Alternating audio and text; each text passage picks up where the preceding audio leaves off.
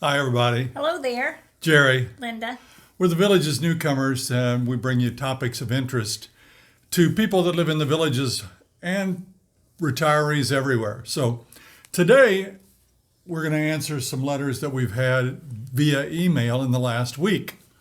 And they concern things like extra charges that appear on your year-end statement, your bill, Right. your property taxes, your district assessment fee. When homes are built here in the villages, there's a bond attached to every home. Now, this bond is quite a sizable amount, and on new homes, they range from $15,000 on a courtyard villa, patio villa maybe, up to $35,000 or more on a new designer home. So, what does the bond cover? Bond covers the infrastructure, tunnels, multimodal paths, Sprinklers, landscaping, fencing. tunnels, fencing, retaining walls, things that are very, very sizable. Yeah, I think it's storm sewers, water pump stations, those kind of things. Right. So everybody has a bond when the home is built. We were fortunate. The homeowners that lived here paid off that bond. That bond is not tax deductible from what we understand. You can check with your finance guy, but we don't think those bonds are tax deductible. That bond can be paid off. Right, it can be paid off all at one time. But should you do that if you're a homeowner? That's a debate. We're up in the air on that. I think the rule of thumb is if you're going to live in that house for 5, 10, 15 years, you can pay it off and save yourself the interest, because today at banks, the interest rates are low. Right. So you're not going to make much interest on savings. I think this bond interest is a little bit higher, or maybe quite a bit higher. So paying it off might be in your best interest. If you're one of the people that's working on your first of 3 homes in the villages, you probably don't want to pay it off. And when you sell your home, the people that buy the home will take over that bond. Now, the folks that lived here, I guess, did not intend to sell, so they paid it off.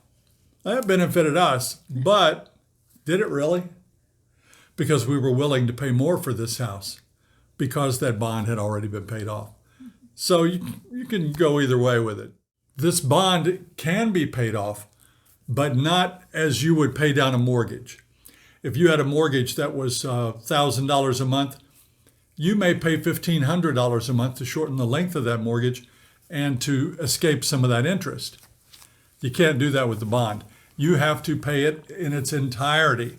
You can't pay half of it or a third of it or a fourth of it. All or nothing on the bond. Why are some bonds less or more than others? That bond covers the homes in your immediate area. So your group, for example, we live in Dunedin 200. Right. We pay for the infrastructure in Dunedin 200. Right.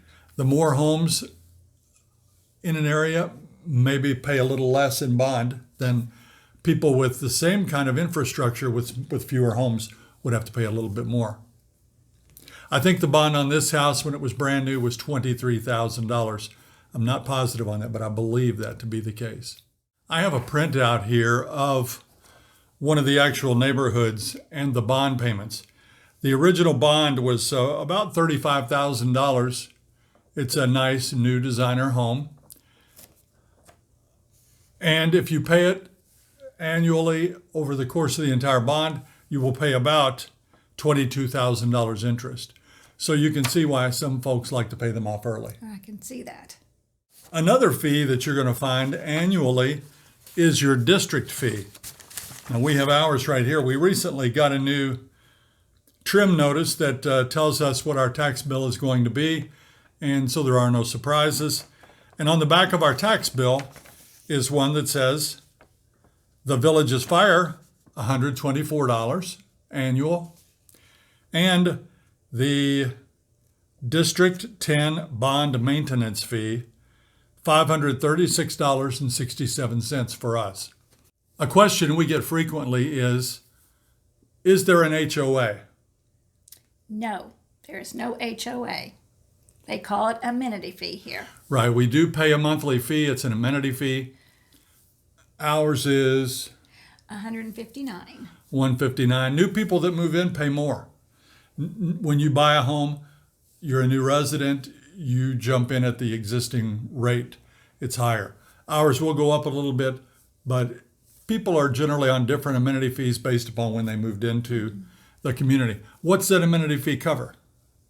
Well, it covers the recreation centers, the pools, the golf courses, upkeep of the gates out front, like those arms or if anything. Oh, the community watch program.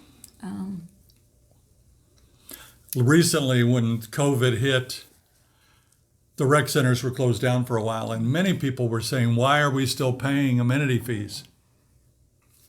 Those rec centers still had to be cooled and heated. They had to be cleaned and maintained. The pools, even when they were closed, had to be maintained. Right. So there are fees associated, maybe not as much, but still there are fees.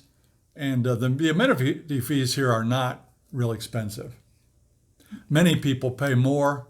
Of course, we don't get some things that people get that have the HOA. We don't get free garbage collection. We don't get free grass cutting and tree trimming and things like that.